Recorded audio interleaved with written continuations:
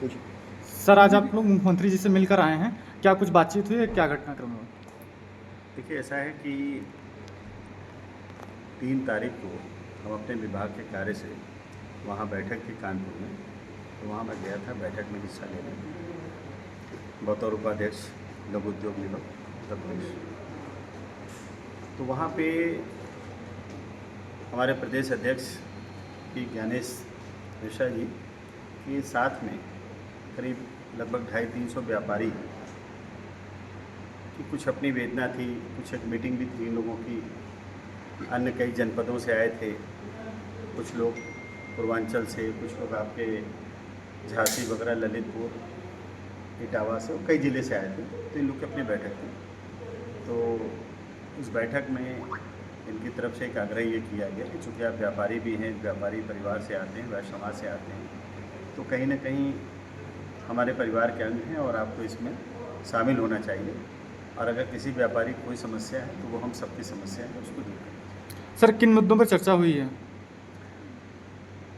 आज उस दिन जब चर्चा हुई तो कुछ लोगों की जीएसटी की समस्या थी, कुछ ऐसे अधिकारी थे जो किसी न किसी तरह से कहीं न कहीं ऐसा फील होता है कि व्यापारी का इस तरीके से ऐसा उत्पीड़न करना जो कि निश्चित तौर पर नहीं होना चाहिए। तो वो सारी चीज़ों को लेकर के एक पत्रक बना करके आदरणीय मुख्यमंत्री जी से हम लोगों ने समय लेकर के आज उनसे मिलने गए थे। और 300 व्यापारी से तो मिलना मुख्यमंत्री जी के लिए संभव नहीं था। ये भी है कि मुख्य रूप से जो मेन पदाधिकारी गण हैं वो लोग चले, तो सारे करीब 6 लोग वहाँ पे मिलने गए, बातचीत हुई। बहुत अच्छे ढंग से माननीय मुख्यमंत्री जी का रूप बड़ा स्पष्ट था कि निश्चित तौर पे किसी भी व्यापारी के साथ कोई भी उत्तर प्रदेश के अंदर में उत्पीड़न न हो, इस पर राज्य सरकार पूरी तरीके से अडिग है। माननीय मुख्यमंत्री जी बहुत स्पष्ट रूप से कहा कि आप खुद बताइए कि एक समय ऐसा था कि आप 5 बजे और 6 बजे और 4 बजे दुकानें बंद करके चले जाते थे। बल्कि थोड़ा मुस्कुरा के उन्होंने ये भी पूछा कि अब तो कोई गुंडा टैक्स नहीं लेता। तो हम लोगों ने बताया कि नहीं लेता वास्तव में। अभी कुछ दिन पूर्व एक घटना हुई जिसमें एक व्यापारी के यहाँ 7-8 लोग टाइप आप थोड़ा मन बढ़ू जिसको आप कह सकते हैं, उस तरीके से लोग आ गए थे। तो व्यापारी थोड़ा डरते हुए फ़ोन किया, ऐसी सी बात है। तो हमने कहा बस एक काम करना, बाकी कुछ नहीं, कि हम पुलिस में जाएं, ये करें, थाना जाएं, तो कुछ मत करो। केवल उनसे एक बात कहना है तो भैया ध्यान रखना, तुम जो भी आए हो तुम्हारा स्वागत है, लेकिन उत्तर प्रदेश में आदरणीय योगी जी की सरकार है। आप यकीन मानिए कि उनके इतना मात्र बोलने से जिस तरीके से एक एक करके वहाँ से अपराधी पलायन हो गया, और फिर मुश्किल से 5-7 दिन बाद भाई साहब वो सब चले गए। तो हमको कैसे क्या हुआ? कहने नहीं कुछ नहीं हुआ, बस आप जो बताया वही मंत्र हमने बोला, सब चले गए। तो निश्चित तौर पे देखिए, हमारा शासक अगर सही है, आप समझिए कि जिस तरीके से एक एक व्यापारी की छोटी छोटी सी घटनाओं पे माननीय मुख्यमंत्री जी का बयान भी आता है, माननीय मुख्यमंत्री जी इस बात को बड़े संज्ञान में लेते हैं। तो ये सब हम लोगों के लिए, उत्तर प्रदेश के व्यवसायियों के लिए एक फ़ख्र का, सम्मान का, और हम लोगों के लिए खास करके सुरक्षित माहौल में काम करने का एक अच्छा विषय है। ज़्यादा से ज़्यादा गरीबों को रोज़गार दिया जाए, ज़्यादा से ज़्यादा लोगों का पलायन रोका जाए। पलायन तो खैर अब लगभग रुक ही गया, अब तो कोई मतलब नहीं बनता, नहीं पहले था ये बात। जैसे अभी लघु उद्योग में हम लोग के यहाँ तमाम स्कीमें दे करके, खादी ग्रामोद्योग की स्कीम दे के बेरोजगारों को रोज़गार देना, ये माननीय मुख्यमंत्री जी की प्राथमिकता है। निश्चित तौर पे कोई भी अपराधी, कोई भी गुंडा, कोई माँ के पेट से अपराधी नहीं आता, किसी धरती पर बैठ के अपराधी आता। अपनी गरीबी की वजह से, परिवार का संचालन न कर पाने की वजह से, और कई ऐसी चीज़ें हैं जिसकी वजह से वो कहीं न कहीं अपराध का रास्ता अपना लेता है। माननीय मुख्यमंत्री जी ने कई स्कीमें चला के उत्तर प्रदेश शासन में, लघु उद्योग के माध्यम से, खादी ग्रामोद्योग के माध्यम से, और भी कई संस्थाएं कि जिससे बेरोजगारों को रोजगार देने का काम किया। जो ये रोजगार दिया जा रहा है, अब आप सोचिए 5 लाख रुपए तक, 5 लाख रुपए तक बगैर ब्याज के सरकार की गारंटी पे रुपया दिया जा रहा है कि ताकि लोग रोजगार लगाएं। निश्चित तौर पर आप खुद भी समझ सकते हैं इस बात को कि अगर कोई व्यापारी 5 लाख रुपया, कोई छोटे परिवार का जो छोटा व्यापारी भी अगर कर लेता है, तो 5 लाख रुपये में कोई भी जनरल स्टोर, मेडिकल स्टोर, किराना स्टोर, पान स्टोर है, कुछ भी चालू कर देता है, तो आपको लगता है कि वो अपराध करेगा? अपना परिवार चलाने में लग जाएगा, एक अच्छा नागरिक बन जाएगा। तो माननीय मुख्यमंत्री जी की बहुत इच्छा है, आज बहुत हम लोगों को लगभग 20 मिनट माननीय मुख्यमंत्री जी ने समय दिया और अलग अलग व्यापारियों से सबकी बातें पूछी, जिले वाइज डिस्कस किया। तो ये लगा कहीं ना कहीं हम अपनी बात पूरी तरीके से माननीय मुख्यमंत्री के सामने रखें और उन्होंने तुरंत इस पर बताया कि जो भी अधिकारी इसमें कहीं ना कहीं किसी तरीके से व्यापारी का उत्पन्न करता हुआ पाया जाएगा उस पर कठोर कार्रवाई। ठीक। जैसे छोटे उद्योग वाले लोग हैं, छोटे छोटे अधिकारी उनके पास पहुंचते हैं, उनको भ्रमण करते हैं और उनका शोषण करते हैं, उस पर आप क्या कहना चाहेंगे? देखिए, आज हम लोग जो मुख्यमंत्री जी से मिले, सबसे बड़ा विषय आज की तारीख में जो स्टेट जीएसटी की सचल दल इकाइयाँ हैं, सड़क पर गाड़ी खड़ी करके हर चौराहों पर, खास करके रात के समय जब व्यापारी से कोई संपर्क ही नहीं हो सकता, किसी व्यापारी नेता, हालांकि हम लोग 24 घंटे वाले फ़ोन उठाते हैं, ऐसी स्थिति में कई बार ऐसी गाड़ियाँ पकड़ी जाती हैं। हमारा तो मानना है कि 80% से ज़्यादा सचल दल वो गाड़ियाँ पकड़ते हैं जिनमें छोटी सी त्रुटि होती है और धारा 129 एक है, उसका दुरुपयोग हो रहा है। धारा 129 के तहत सबसे पहले मूव और मूव टू 24 घंटे में जारी होता है। अब कर क्या रहे, पहले 7 दिन तक मूव 7 जारी होता है, अब 24 घंटे में, अगले 24 घंटे में मूव 7, मूव 6 और 7 जारी हो रहा है। मूव 7 का जवाब देने का भी 7 दिन का समय है, उसमें भी नेक्स्ट डे का समय दिया जा रहा है विभाग की तरफ से, यानी कि 3 दिन में सारी कार्रवाई करके मूव 9 जारी कर देना, यानी सीजर कर देना, ये कार्रवाई हो रही है। सीजर हुआ तो व्यापारी को पेनाल्टी जमा करनी पड़ती है, टैक्स का दोगुना यानी कि 200%। वो पेनाल्टी जमा करने के बाद अगर वो अपील में जाता है तो सालों तक अपील की सुनवाई होती है, तब जाके उसका पैसा छूटता है। वो भी आप समझ सकते हैं कि अपील में क्या क्या करना पड़ता है, ये अंडरस्टूड है।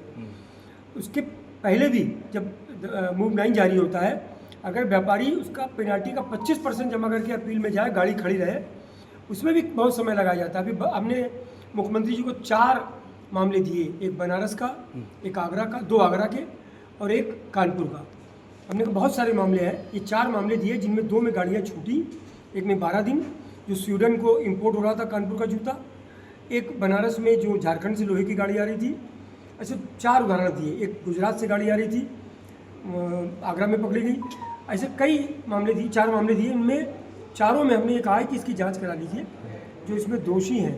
तो ये गाड़ी छोड़ने लायक थी, ये निश्चित रूप से धारा 129 का दुरुपयोग है। और हमने सुझाव भी दिए कि धारा 129 को कैसे सरलीकरण किया जाए। अभी तक कमिश्नर स्टेट जीएसटी की तरफ से 5 बिंदु दिए गए हैं जिनमें धारा 129 में गाड़ी छोड़ने का प्रावधान है। 5 तारीख की गलती, एक पिन कोड के एक नंबर गलती, ऐसे छोटे छोटे मामले हैं। हमने सुझाव दिया कि इसको बृहद किया जाए। अगर ई वे बिल और ई इनवाइस या इनवाइस अगर सही है, उसमें कोई एड्रेस की छोटी सी गलती या ऐसी कोई गलती है जो टैक्स इवेजन के दायरे में नहीं आती है, उसको उस गाड़ी को छोड़ा जाए। धारा 129 कंट्रावेंशन ऑफ एक्ट यानी कि नियमों को उल्लंघन के लेकर बनाई गई है, उसको थोड़ा ब्रॉड कर दिया जाए। तो हमने कई सुझाव भी दिए मुख्यमंत्री जी को। मुख्यमंत्री जी ने कहा हम इसकी जांच भी कराएंगे, जो आपने 4 मामले लिखे हैं, और सुझाव पर भी आपके देखेंगे। दूसरा एक मामला है, प्रदेश में 220 गल्ला मंडियाँ हैं, सब्जी मंडियाँ भी हैं। उन मंडियों में हमने सुझाव दिया कि 2023 में जितनी फूड इंडस्ट्री है उत्तर प्रदेश की, उनको सबको किसानों से खरीद पर और प्रांत के बाहर से माल खरीद पर मंडी शुल्क की छूट मिल गई है।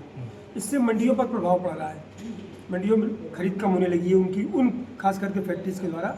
हमने सुझाव दिया कि मंडी शुल्क 0.5% कर दिया जाए, जिससे व्यापार बढ़े। आप जानते हैं कि चाणक्य ने भी कहा कि टैक्स कम होगा तो ज़्यादा मिलेगा, चोरी कम होगी। तो मंडी शुल्क हमने 0.5% करने का प्रस्ताव दिया है। उन्होंने हालांकि एक बात कही कि बहुत कम है, हम एक बार बीच में इसको 2 से 1 कर चुके हैं, लेकिन फिर भी इस पर विचार करेंगे। तो माननीय मुख्यमंत्री जी ने हम लोगों को 20 मिनट का करीब समय दिया, एक एक पॉइंट पर डिस्कस किया। खास करके धारा 129 सचल दल की जो एक बड़ी धारा है, 2 रजिस्टर्ड व्यापारियों के बीच में अगर गाड़ी जा रही है, उसको छोटी सी कमी पर पकड़ कर ले जाया जाता है, उस पर विशेष रूप से बात हुई। और जैसा कि आपने कहा कि छोटे छोटे मामलों में व्यापारी हैं क्या पहुंच जाते हैं जीएसटी वाले, ये भी एक बड़ा विषय है कि एसआईबी की टीम और कभी कभी खंड के लोग भी, जिस खंड में उसका रजिस्ट्रेशन है, वहाँ के लोग भी पहुँच जाते हैं और व्यापारियों को परेशान करते हैं। और स्पष्ट रूप से कहूँगा, कई बार व्यापारी उत्पीड़न का शिकार होता है, उससे उगाही भी कर ली जाती है। बिल्कुल। तो ये विषय बहुत बड़ा है, उन्होंने कई मंचों पर उठाया है।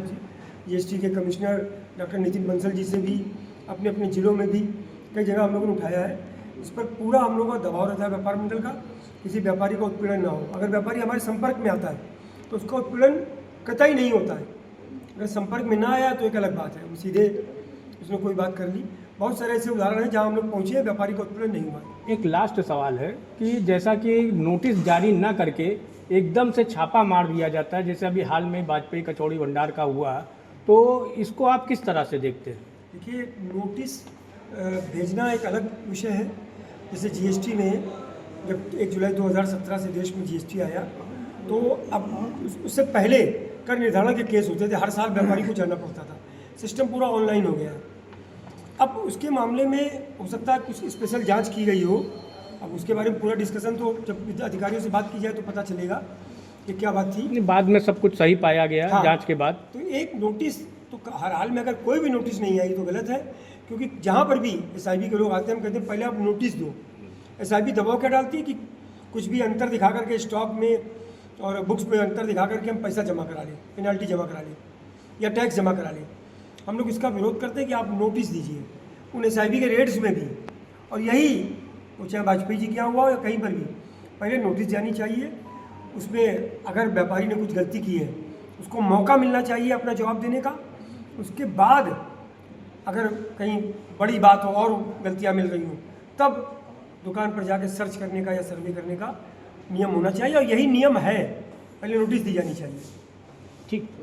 भारतीय उद्योग व्यापार प्रतिनिधि मंडल आज भारतीय उद्योग व्यापार मंडल प्रतिनिधि मंडल का एक 6 सदस्यीय प्रतिनिधि मंडल प्रदेश के जो हमारे चेयरमैन हैं नटवर गोयल जी और हमारे प्रदेश के अध्यक्ष श्री ज्ञानेश मिश्र जी की अगुवाई में हम लोग वहाँ आज मुख्यमंत्री से मिले और उनको व्यापारियों की तमाम जो परेशानियां हैं, जो विसंगतियां हैं, जो दिक्कतें हैं, उसके बारे में उनको अवगत कराया। माननीय मुख्यमंत्री जी ने बड़ी पॉजिटिव बात की है। उन्होंने कहा है कि पिछले सप्ताह जो उन्होंने जीएसटी के अधिकारियों के साथ मीटिंग की थी, उसमें उन्होंने अधिकारियों को ये बताया कि आपको जो तनख्वाह मिलती है वो व्यापारियों से मिलती है, व्यापारियों के कर द्वारा मिलती है। और उनका स्पष्ट ये निर्देश था कि अगर व्यापारी है तो व्यापार है, और व्यापार है तो व्यापार कर है, व्यापार कर है तो आप अधिकारी हो। उन्होंने स्पष्ट रूप से ये बता दिया कि अब आपकी मनमानी नहीं चलेगी। और उन्होंने हम लोग को आश्वस्त किया है कि जो भी ऐसी फर्में जो हम लोग को भी चिन्हित करने के लिए कहा है, और हम लोग भी इसको जोर लगा के देखेंगे, ऐसा व्यापारी जो टैक्स की चोरी करता हो उसके साथ व्यापार मंडल नहीं है, पहली बात। दूसरी बात, कहीं भी अगर ऐसा कोई संज्ञान में आता है तो उसकी हम लोग सूचना देंगे। दूसरी बात, जो भ्रष्ट अधिकारी हैं उनका नाम दिया जाएगा माननीय मुख्यमंत्री जी को। ऐसे भ्रष्ट अधिकारियों के विरुद्ध भी कड़ी से कड़ी कार्रवाई होगी। आज माननीय मुख्यमंत्री जी ने आश्वस्त किया है कि आप व्यापारियों की सरकार है, और जो टैक्स का जो कलेक्शन है जो बढ़ना चाहिए था वो कहीं ना कहीं उत्तर प्रदेश में उतना टैक्स नहीं बढ़ा है। तो उस टैक्स बढ़ाने के लिए व्यापारी उन्होंने कहा साथ में आए। तो हम सब आज उनको ये आश्वासन दे के आए कि जीएसटी के कलेक्शन को भी बढ़ाया जाएगा, और जो टैक्स की जो चोरी कर रहे हैं उसको हम लोग ऐसे व्यापारियों को भी चिन्हित करके उनको, और जो दोषी खासकर उनके साथ जो मिले हुए जो अधिकारी हैं